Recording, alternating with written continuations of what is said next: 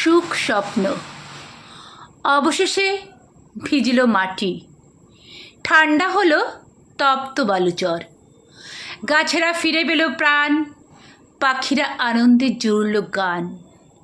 ছিল ফুটি ফাটা মাঠঘাট, নিকানো উঠান হলো জলাময়। আলপথ হলো কাদাময়, জলের স্নিগ্ধ ছোঁয়ায় তপ্ত শরীর ঠান্ডা কোমরের চূড়ায়।